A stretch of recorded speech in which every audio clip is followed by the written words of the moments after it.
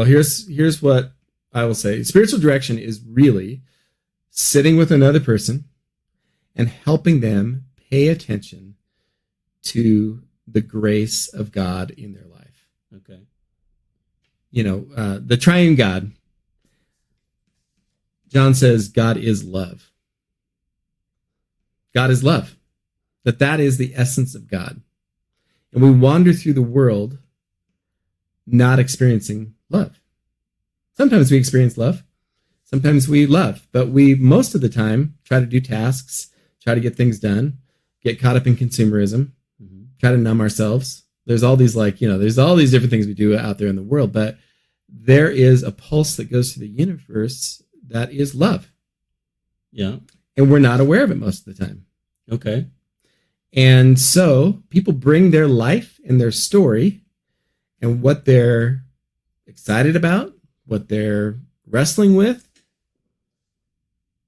And my focus is trying to help people wake up a little bit to where they might notice the presence of God in some of those things. Or they might actually sink into the fact that they live in a sea of love and grace. Hi, this is Alec with Coaching the Red Line podcast.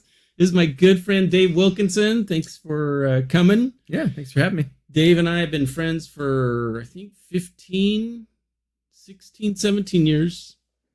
Yeah. When was that? When did we start hanging out? 07. We started it. Yeah. With the Big Ugly. With the Big Ugly. Yeah. It's a building we shared. Yeah. Yeah. How's that going? I actually had the guy that's in there now, Sean Kingsbury on, and the most watched podcast was Sean. He's great. That guy. Sean's fantastic. He's amazing. Yeah. He's doing a lot of good stuff. He is. Well, I'm a farm kid from the Willamette Valley in Oregon, just south of Salem. Little farming community called Deaver Connor. Deaver Connor. Mm-hmm. I don't know why I never remember Deaver. Do you use a different name when you're talking about it? Albany's the zip code, but it's the little farming community is actually called Deaver Connor. Yeah. And there was a Deaver school and a Connor school way back in the day. Okay. And by the time I came around, there was just a Deaver school. And I went to this little schoolhouse. There were, I think there were 23 kids. Wow. My fourth grade year. Wow. So, and then that was the end of it. It was over then, and we got bussed into town. So okay. But yeah, I grew up. My dad actually worked at a rare metals plant, but the whole family was into farming. Cousins and grandparents. My grandpa was a hazelnut farmer and worked on farms growing up. So okay, that's my growing up place. Yeah. So it was just in the water. Nice. Faith was so. Nice. So all that, if there's in the evangelical world, the moment of salvation or whatever it would be, I really did feel that I was supposed to give my life to God when I was 11 years old at Canby Grove Camp. Nice. In Canby, Oregon. It was a Christian Missionary Alliance camp back in the day, and we went every summer for family camp, and there's an old tabernacle with, I know exactly the story. It's sort of funny to even talk about it like this, because this is not my experience in the world these days, but like bark dust on the floors, and just basically an old wooden pole building. Oh, that's so cool. Revival meetings. Yes. My wife grew up just across the street from campgrounds that our church had in Federal Way, and there was a tabernacle, and I didn't get saved there, but she was raised in that environment, and every year we'd go and camp and get baptized in the lake, and so. Well, I got saved about 40 or 50 times in high school too, so. Oh yeah. There's lots of getting saved. Sure. And hopefully it'll happen again. Cool. Well, just a little history. I was a youth pastor when I was 19 years old. Little Deaver Connor Community Church hired me, the church that I grew up at. Was that okay? I hired me to be the youth pastor when I was 19, which I don't know if that's wise, anybody's account, but that's what happened. So I was a youth pastor there, moved to Spokane, got a counseling degree, actually. No kidding. I knew that. Yeah. But while I was getting my counseling degree, I got hired by another church here, Garland Avenue Alliance, and I was the youth pastor there for another 10 years or so. And then we started this church called The Porch, where you and I, that's when... Yeah, The Porch. We came to know each other. Yes. Yeah. That was 2004 or 5 when that started, and then we moved into West Central in 2007. So what was the original question? I'm just going off on a tangent here, but what'd you ask me? What's your ministry? What's the work that you do? So I've done all this. Most of my life, I've had some sort of pastoral role somewhere. I have another little side hustle before I get to what I'm doing right now, is that I've been involved in the world in a few different ways. In South Africa, we started a little organization there called Two Tunics way back, about the same time we started The Porch. Really? Worked with the Department of Health in South Africa to deliver antiretroviral drugs to people with HIV and AIDS in rural areas because they were available. How did I not know about this? No. I'm not curious enough. No. That was part of it. Are you still doing that? I'm not doing that any longer. It was a great organization that we did some really... I was just so lucky to be involved in that thing. And then I'm involved with another organization currently, and this is the long-term nonprofit I've been involved with. It's called Creole Inc. And Creole works in Haiti with farmers in the north. And we're really working on seed production. We do a bunch of we do tractor service stuff right now. So I didn't know that. So we have a bunch of John Deeres that are down there. We do subsidized tractor work for neighboring farmers to help. Most of the labor that's done there is just completely manual. So people out in fields turning everything over with like a shovel or a hoe. Yeah. And it takes 3 weeks for them to do what we can help with in it's so cool. Half a day. When we were hanging out, you were telling me about a crop or a plant that grows really fast, that has a good root system, something that you guys were really looking into to help the erosion. We've done a ton of terracing. We still do that. So there's a variety of plants. You're doing a lot with Creole to restore hillsides, and actually, and most of the stuff that we do is it has some kind of food source to it. Okay, as well. So anyway, but those are kind of my nonprofit world volunteer things that I do. Okay, before we move on from Creole and that, I really do want you to plug. Hey, if you have money and you want to give to Creole. Absolutely. How would someone find that? And what's new with Haiti? I pray for Haiti. I really do. I pray for Haiti, and I don't know why other than my relationship with you. And I think about Haiti and wonder how they're doing. And if you could just give a quick, heads up, what's going on in Haiti? Haiti's really struggling. And it could be a long story, so I'm not going to go into all of it. There is and this is a little controversial, and I don't even know how I feel about it, but there is an international peacekeeping force that's there, mostly led by the Kenyan police force and the rest of the international community. So they came in. They're there. Of course, they may be just as corrupt as the people they replaced. Who knows, right? I don't know. I don't have any. I mean, is it more safe for the... Here's the deal. Right now, Port-au-Prince is a mess, and that's what they're working at, is kind of getting that opened up again. In the north where we work, it's been relatively safe. Do you go? Do you I haven't been since 2020. My role shifted a little bit in the organization, but our team goes. Yeah. Okay. We've had folks there just this last week. How does someone give to Creole? Creole Inc. I'll put that right here. I'm going to put it right here. Yeah, I'll give you a link. You can go there. And actually, one of the things we're doing right now, like this week, we are working on a well at one of our farms so we can irrigate during the dry times. We irrigate, but we have a stream that dries up. And so anyway, we're working on a well for that, for seed production. So we produce seeds and share that with local farmers, and they grow seeds. Cool. So they can get seed storage is really difficult in Haiti. So we work on the quality of seeds. So I'll bet that's really interesting. Don't have time for it, but no. www.creoleinc.org. Okay. .org. Okay, so... But my main thing that I do... Yes, go. That's where we're at. My main thing that I do is spiritual direction. Okay. So I work with this group called Soul Formation, and we'll talk about that eventually. And you've been through our programs. You're in one of our programs right now. And we work with Christian leaders. For the wholeness of Christian leaders is the whole point of Soul Formation. But what I do when I'm here in Spokane is I do spiritual direction with folks. Okay. So it really combines my pastoral world and my counseling world in a lot of ways to help people pay attention to.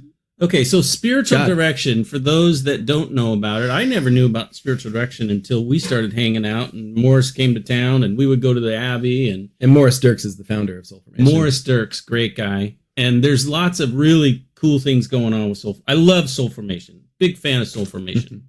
And what's your title, or what do you do there? Director. Okay. I'm one of the directors. Okay. We have an associate director. We have an executive director, Summer Moreland. She's brilliant. Amazing, yeah. And then we have a staff of others that do all sorts of functions. Okay. Well, let me say this. Soul Formation was started by Morris Dirks, who was a very successful pastor, had big congregations, and found himself totally depleted and burned out, and realized that he did a lot of ministry on his own, cared for a lot of folks, but didn't always pay attention to his own soul. And when that kind of came to a head, and he worked through some things there, he wanted to start an organization that would care for Christian leaders. And Christian leaders in a broad sense, I mean, people might think that's pastors or people at churches, but people who work in nonprofits or people who are out there, that we have doctors and teachers and business people and people from all kind of walks of life that see their vocation in the world as trying to live out the way of Jesus in the world. And what we do as an organization is try to come around them with one of our programs and give them the experience and the tools of how do they actually pay attention to their own souls as they carry out the work they feel they're called to do. Cool. Okay, so that's the mission. You have two main structural teaching. One is the School of Spiritual Direction, and the other is Soul Formation. Can you just quickly talk through those two? We have two programs, and the school that you just talked about is the continuation. I'll say it like this. The Academy of Spiritual Formation is our primary program to care for leaders and give them the tools to really live out what it is they're supposed to live out in the world. So that's the Academy of Spiritual Formation. What's interesting is a lot of folks who get kind of thrust into, especially professional ministry jobs. There's a lot of theological stuff. There's like, how do you preach, things like that. But there's not a whole lot of like, how do you actually pay attention to yourself? And that's a problem, not just for the leader, but for the people that they're leading. We spew all kinds of rough stuff I've done it myself. There's a saying that says, if we don't, I think it's Roar, but if we don't transform our wounds, we'll always transmit them. That's deep. And so the things that the pain that we take on, that's not examined, that's not allowed to come up into the light and be, healed, gets actually spewed on the people around us. So most of us aren't aware of that. We don't do that purposefully, but we do it. And so we just want to give folks the experience, like I said, of an experience of God. And so that's the first thing. Some people who go through the academy realize that while they're there, they have a calling to spiritual direction, which we haven't really defined yet. But some folks have an knack for it and want to do it and want to live into a way of listening to people that they haven't before. And that's what the School of Spiritual Direction is about. It's about really training people to take that thing that we would say is a gift that people already have and refine it. Cool. Okay, well, I've gone through almost all the way through both of them. I got one more session and books to read and stuff like that. And it's just an outstanding organization. Mm-hmm. I absolutely love Soul Formation, and the people that run it are...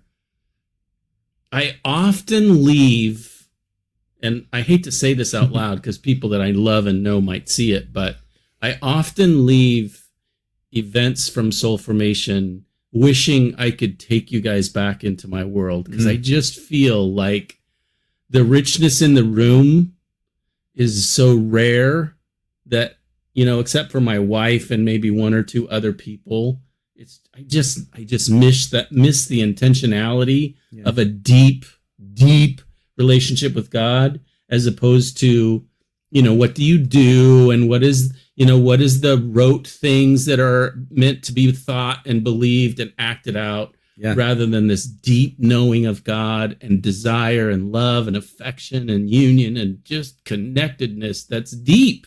It's deep wells, it's deep waters. Yeah. And so much of the time I feel like we as a church operate on surfacey stuff, like how do you act and how do you behave and what you don't do and what you do and what you think and believe to be true.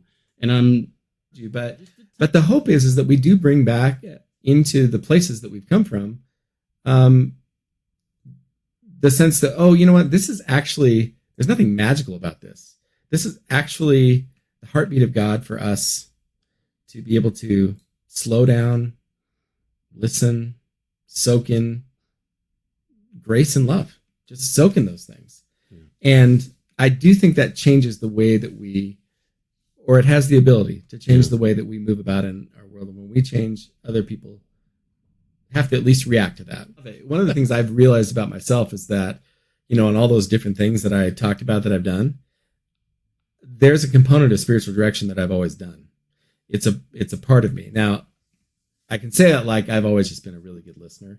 That's not actually true, and it may not even be true now. But what is true is that where I find the most joy in life is where I'm connecting with another person and getting to hear their story and be involved in that. Yeah. So when I was a youth pastor, if it was sitting on a chairlift with a kid at a ski retreat and we get that 15 minutes from the bottom to the top, I'm like, wow, that's great. I didn't know why that was so great, but it was this time when there weren't all these other things going on. Uh-huh.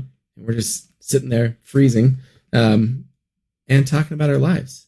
And I love that. I love to be able to do that with people. I think it's a privilege for me. And it's not even because, again, like I'm so good at this. I get done with spiritual direction. I think, wow, how did I get to be involved in that story? How did I get to even just bear witness to what was going on? Okay. So that's a broad stroke. Can we define it a little? Because I think people don't know what you're talking about. So, well, here's what I will say. Spiritual direction is really sitting with another person and helping them pay attention to the grace of God in their life. Okay. The triune God, John says God is love. God is love. That is the essence of God. And we wander through the world not experiencing love. Sometimes we experience love. Sometimes we love. But we, most of the time, try to do tasks, try to get things done, get caught up in consumerism, try to numb ourselves. There's all these there's all these different things we do out there in the world. But there is a pulse that goes through the universe that is love. Yeah. And we're not aware of it most of the time. Okay. And so people bring their life and their story and what they're excited about, what they're wrestling with.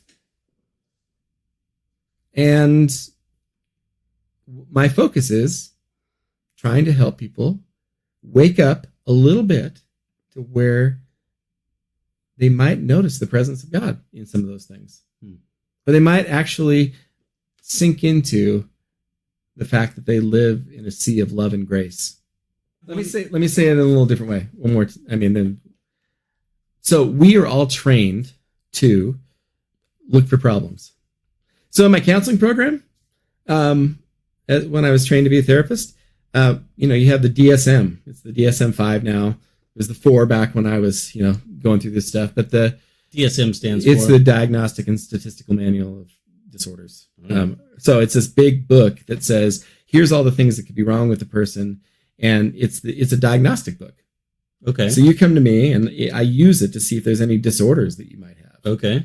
We're trained to look for problems. Okay. When somebody is in a conversation with you, just out in the world someplace, and they tell you something that's like something they're really struggling with. Yeah. Often that's what we zoom in on. Right. Ooh, there the thing is. Yeah. That's the problem. Yeah. And people come to spiritual direction with, this is the problem that I have.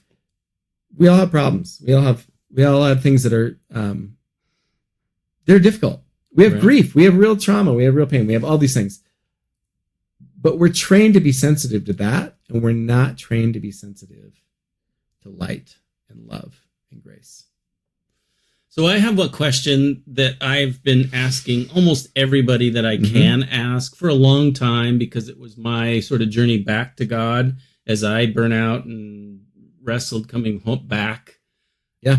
And it's, what is love? How would you define it? I think love is union. I think love is the connection and the union between, I love you so much that I'm with you. And the boundaries exist, right? I'm not in you, but I am with you. I'm in your corner. And the union and and out of this union, out of this affection and desire comes the action, right? The service, the sacrifice, the dedication, the loyalty, all these other things. Love is patient, love is kind. I don't think that's what love is. I think that's the outcropping and the fruit of love, which is union. God is love, God is one, so God is union. That's my definition of love. And as a guy that I really respect, whose whole job is to help them pay attention to love and grace, I'm really interested in how you would define love. Yeah. I know I'm putting you on the spot. This is from Bell Hooks, but she's actually quoting M. Scott Peck. Oh. So there you go. M. Scott Peck.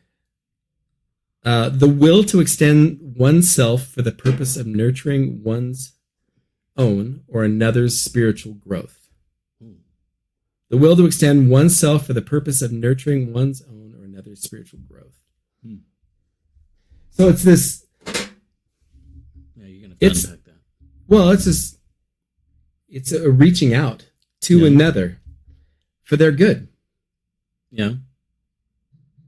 Okay. I mean, me reaching out to another, desiring goodness and grace for them. Good.